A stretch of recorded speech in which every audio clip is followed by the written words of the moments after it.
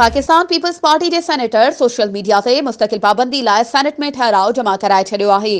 जंहिं ते सूमर ते बहस कयो वेंदो। करारदाद में चयो वियो आहे त सोशल मीडिया के मुल्की मुफ़ादनि ख़िलाफ़ इस्तेमाल करण ते ॻणती आहे। पाक फ़ौज ख़िलाफ़ बदनीयती ते ॿधल प्रोपेगंडा कयो पियो वञे ऐं सोशल मीडिया प्लेटफॉर्मनि जा मुल्क जे नौजवाननि ते ख़राब असर पइजी रहिया आहिनि।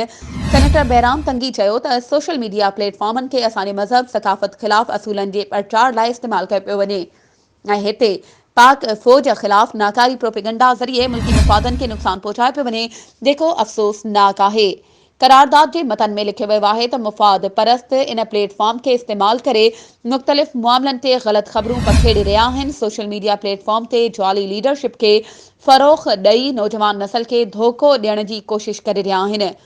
सेनेट हुकूमत पाकिस्तान के तजवीज़ करे थो त हू Facebook, TikTok, Instagram, x, Twitter ऐं यूट्यूब ते पाबंदी लॻाए। करारदाद में सोशल मीडिया प्लेटफॉर्मनि ते पाबंदी जो मुतालबो कयो वियो आहे त जीअं नौजवान नसल खे इन जे नाकारी ऐं तबाही वारे असरनि खां बचायो वञे। जॾहिं त Facebook, TikTok, Instagram, x, Twitter ऐं यूट्यूब ते पाबंदी जो ठहराउ सेनेट जी एजेंडा में शामिल कयो वियो आहे, जंहिं ते सूमर ॾींहुं थींदड़ इजलास में गौर वीचार कयो वेंदो।